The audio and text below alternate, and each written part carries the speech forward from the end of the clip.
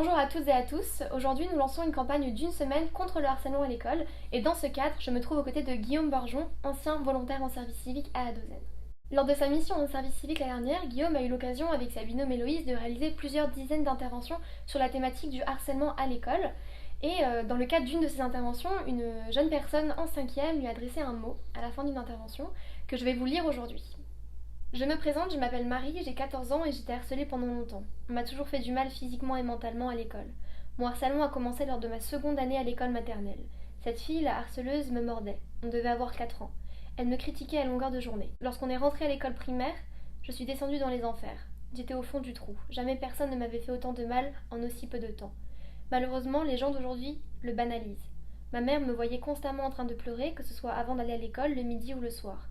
Je faisais des insomnies car je faisais beaucoup de cauchemars. Mon père et ma mère se disputaient beaucoup et donc au final ils ont divorcé. Mes sœurs et mon frère avons très mal vécu ça, surtout moi. Mon cauchemar s'est terminé lorsque j'étais en CM2. Ensuite j'ai emménagé à Romba et enfin mon cauchemar s'est terminé. Si on m'avait dit un jour que me confier à une personne que je ne connais pas me ferait autant de bien, jamais je ne l'aurais cru. Je te remercie pour m'avoir écouté en cours et même si la blessure me partira jamais, ma douleur est réduite. Marie, 4e 3. Mardi 25 mai 2021.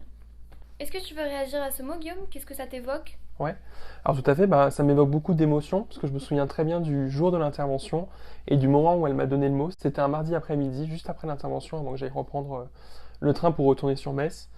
Ça évoque aussi l'importance et l'impact qu'ont nos actions, nous, en tant que service civique, sur des classes. Donc là, c'était une classe de collège. Comme elle le dit dans son mot, on ne se connaissait pas avant. Nous, nos actions, elles étaient à but éphémère, puisqu'on ne retournait pas en établissement. Ça m'a beaucoup touché et ça m'a conforté en fait dans l'utilité de notre action tout au long de l'année. Et toi-même, tu as vécu des situations de harcèlement. Est-ce que tu peux nous raconter comment tu t'en es sorti? Ouais, tout à fait. Donc c'était en sixième, au tout début de mon collège. Alors c'est vrai que pour en sortir, ça a été compliqué, ça a pris pas mal d'années. Après, c'est sûr que ça change en fonction des individus. Mais moi, ce qui m'a aidé, c'est la libération de la parole. Je sais qu'on le dit beaucoup, même nous, service civique à Dozen, on dit à chacune de nos interventions que c'est la meilleure arme contre le harcèlement.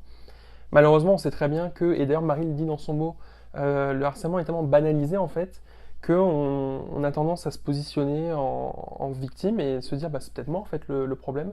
Donc on n'en parle pas. Moi, c'est ce qui m'est arrivé pendant plus de 6 mois, j'en ai pas parlé. Et un jour, ça devenait tellement intense que j'ai dû en parler. Et c'est vrai que en parler, déjà, ça m'a libéré psychologiquement. Et ça m'a aussi libéré tout court.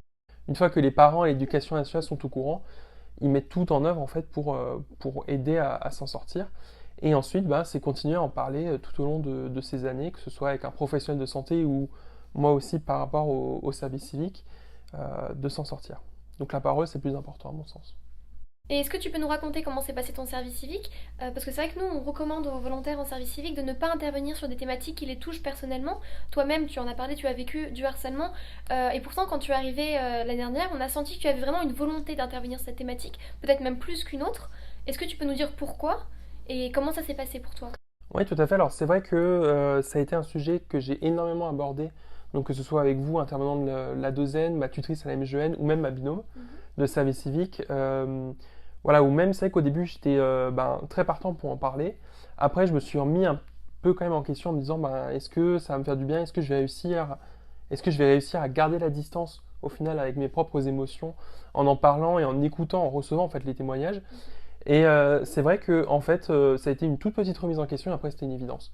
J'ai su que c'était important pour moi d'en parler, déjà de un pour sensibiliser, et même plus personnellement, ça m'a aidé à prendre le dessus en fait par rapport à ce qui s'était passé et me donner l'impression en fait que j'étais devenu maître un peu de la situation et que je tournais une période horrible, si je peux utiliser ce mot-là, de ma vie en fait, et de le transformer en quelque chose de bien, de positif en fait, pour les élèves et de leur montrer surtout aussi, ça c'était le plus important et on avait beaucoup parlé avec Héloïse, ma binôme, c'était de leur montrer que même si on se faisait harceler, peu importe l'âge auquel ça nous arrive, parce que ça peut nous arriver, et on leur disait l'enfance, à l'adolescence ou encore quand on est adulte, c'était qu'on pouvait s'en sortir. Et en termes de ratio, dans toutes les classes où vous avez fait les interventions, il y avait forcément un enfant au moins qui avait été harcelé ou qui était harcelé actuellement? Oui, tout à fait. En fait, c'est vrai qu'on montrait beaucoup la statistique de 2 élèves sur 10. Et en fait, on l'a senti, et parfois c'était plus. Et on a aussi ressenti la chose quand on ne nous le disait pas clairement, en fait, on le ressentait au niveau des émotions. Donc oui, en fait, on l'a vu et effectivement, c'est extrêmement présent dans les classes en France. Donc la meilleure arme, c'est d'en parler. En parler à qui?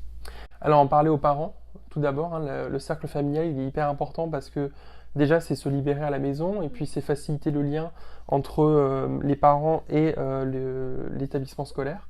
Ensuite, bah, dans l'établissement scolaire, les professeurs, les CPE, toutes les aides qui sont mises à disposition. Parfois, il y a des professionnels de santé qui sont directement sur place, les psychologues scolaires ou encore les assistants ou les assistantes sociales, ou encore les dispositifs mis en place par l'éducation nationale.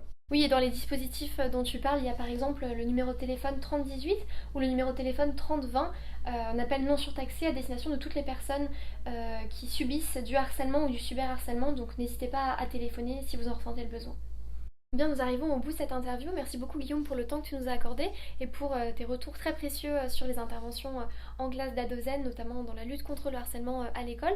Peut-être un petit mot pour la fin. Qu'est-ce que tu dirais à un enfant ou un adolescent qui subit du harcèlement aujourd'hui? Bah, je lui dirais de parler à un parent, un proche, un voisin, un ami, quelqu'un dans l'établissement scolaire, puisque la parole, ça sera toujours la meilleure arme que tu auras contre le harcèlement, et du courage, aussi beaucoup de courage et du soutien, puisqu'on est beaucoup à être passé par là, et on est beaucoup à s'en être sorti. Merci beaucoup Guillaume. Quant à nous, nous nous retrouvons dès demain dans le cadre de la campagne contre le harcèlement à l'école. Nous déconstruirons les idées reçues. Ensuite, nous interviewerons également d'autres personnes, des membres du personnel éducatif, mais également un créateur d'une application de lutte contre le harcèlement à l'école. Donc restez connectés sur les réseaux sociaux et le site internet d'A2N, car nous allons revenir toute la semaine dans la lutte contre le harcèlement à l'école. À bientôt!